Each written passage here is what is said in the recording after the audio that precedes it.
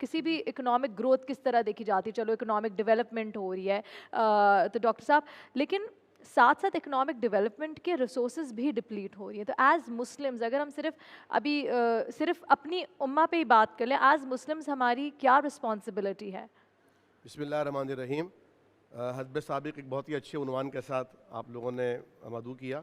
देखिए, कुरान करीम में सूरह यूसुफ है और इसमें अल्लाह रब्बुल आलमीन ने हज़रत यूसुफ अलैहिस्सलाम के दौर के बादशाह को एक अजीब ख्वाब दिखाकर यूसुफ अलैहिस्सलाम से उसकी ताबीर दिलवाई है। और हमारे लिए इसमें क्या सबक है, रहती दुनिया तक हमारे लिए इसमें ये सबक है कि अल्लाह रब्बुल आलमीन बहुत कुछ अता फ़रमाते हैं और हमें वो तदबीर की सलाहियत अता फ़रमाते हैं कि जिन सालों में उन रिसोर्स में कमी वाक़ होगी, हम वो जो अल्लाह ने अता कर दिया उसे बरूए कार लाएंगे। जहाँ तक बात है बहैसियत मुसलमान, तो मुसलमान तो अल्लाह रब्बुल आलमीन का खलीफा है ज़मीन पर, यानी अल्लाह रब्बुल आलमीन की चाहत को, उसकी मर्ज़ी को, उसके क़वानीन को नाफिज करने का ज़िम्मेदार ठहराया गया है। और मुसलमानों ही में सबसे ज़्यादा इसराफ़ देखा जा रहा है, तब्ज़ीर देखी जा रही है। और एक तरफ जहाँ पानी की बात की आपने, और जिस तरह आप भी बात कर रहे थे इंट्रो में, तो हमने थरपारकर में अल्हम्दुलिल्लाह 25 बोर, सोलर बोर लगवाए हैं और हमने वहाँ देखा है स्काईवे फाउंडेशन की तरफ से, और हमने वहाँ देखा कि वाकई लोग दूर दराज से लेकर आते हैं पानी। और एक ऐसी बच्ची देखी हमने कि जो उस जगह से पानी पी रही थी जहाँ पर एक गधा पानी पी रहा था, वहीं एक कुत्ता पानी पी रहा था, और ऐसा गदला पानी था कि अगर आम तौर पर हमें वो पानी वुज़ू के लिए भी मिले तो हम शायद वुज़ू उससे ना करें। तो हमारे यहाँ हम देखते हैं कि किस तरह कहीं तो पानी आता नहीं है, और जब पानी खोल दिया जाता है तो हमारा जो वाटर सीवरेज बोर्ड का जो इदारा है उसके अमला न जाने कहाँ होता है कि वो पानी इस तरह बह रहा होता है कि गुमान होता है शायद बारिश हुई थी यहाँ पर, और कभी बूंद बूंद को तरस रहा होता है कराची। तो ये जो यानी इक़्तिसाद, जिस तरह अभी आपा ने फरमाया ना, म्याना रवि, डिसिप्लिन, कंट्रोल, ये सब कुछ हमारे यहाँ से उनका हो चुका है।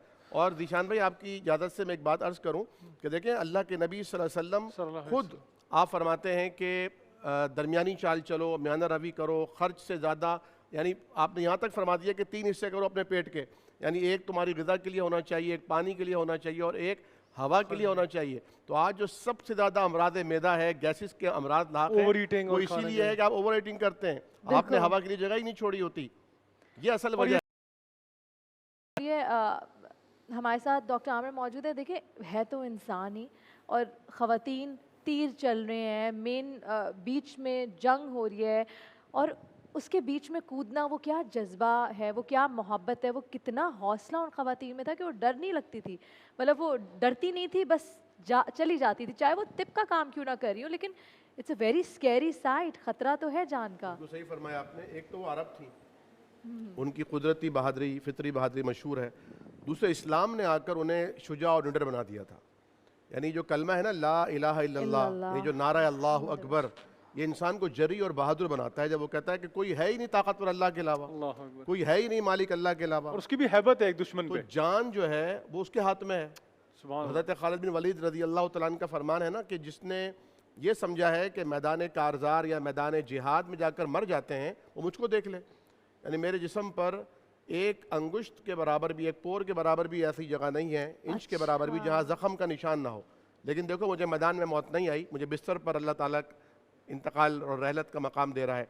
और इसकी वजह भी उलमा ने ये बयान फरमाई कि अल्लाह के हबीब ने फरमाया था, खालिदुन सैफुम मिन सुयूफिल्लाह, खालिद अल्लाह की तलवारों में से एक तलवार है। तो अल्लाह की तलवार मैदान जंग में किसी काफिर के जरिए कैसे टूट सकती थी। और उम्मे अतिया रज़ी अल्लाह तआला अन्हा की शुजाअत, बहादुरी, दिलेरी अपनी जगह, लेकिन इताअत रसूल का जज्बा आप मुलाहिदा फरमाइए कि जब खिलाफत राशिदा के ज़माने में उनके बेटे, एक ही बेटे का जिक्र मिलता है तारीख़ में, उनकी बसरा में वफ़ात की इत्तला मिली। पहले तो बीमार शदीद हुए, माँ की मोहब्बत आप जानती हैं क्या होती है, वो बुज़ुर्ग भी थी लेकिन तवील सफ़र तय करके वहाँ पहुँची, लेकिन उनके पहुँचने से पहले ही उनके बेटे वफ़ात पा गए। तो सोग एक माँ कितना, उसके तो दुनिया ही उजड़ जाती है।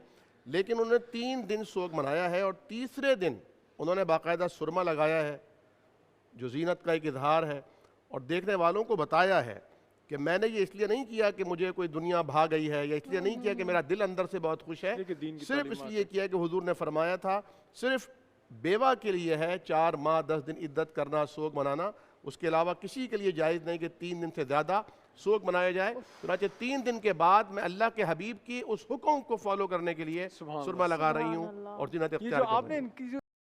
बात की कि वहाँ के लिए हम उसके लिए क्या तैयारी करें, दुनिया की तैयारियाँ बड़ी करते हैं। जी डॉक्टर साहब। ज़िम्मेदारी के साथ जीना चाहिए और नबी करीम वसल्लम ने मिसाल दी वज़ू के पानी से, लेकिन आज हम देखते हैं कि लोग लाइट्स भी खुली छोड़ के चले जाते हैं, फेंस खुले होते हैं और गाड़ी जो है वो साहब के आने से पहले ठंडी कर दी जाती है। तो ये सारी चीज़ें जो हैं, देखें वसाइल, बहन ने बड़ी अच्छी बात कही थी कि वसाइल आपके पास खा कितने भी पैसे हों कुछ ख़रीदने के, कुछ खाने के, आप छोड़कर चले जाएं होटल में, और आपने बड़ी अच्छी बात की कि कुछ भी बचे तो ज़ाया ना हो, चाहे किसी को आप फ़कीर को दे दें।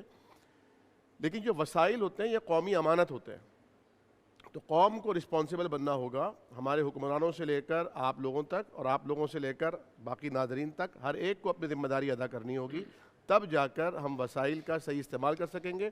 और जब हम ये तस्वुर कर लें कि अल्लाह ताला के यहाँ हमें जवाबदेह होना है, हमने क्या कमाया, कैसे कमाया और कहाँ ख़र्च किया और कैसे ख़र्च किया, ये 5 सवाल जो अल्लाह रब्बुल आलमीन के दरबार में हर एक ने करने हैं, और जब तक वो उनका जवाब ना दे अपने कदम नहीं हिला सकता। उन 5 सवालों में से 2 सवाल मालियाती हवाले से हैं कि कैसे कमाया, कहाँ से कमाया, कहाँ खर्च किया, कैसे खर्च किया।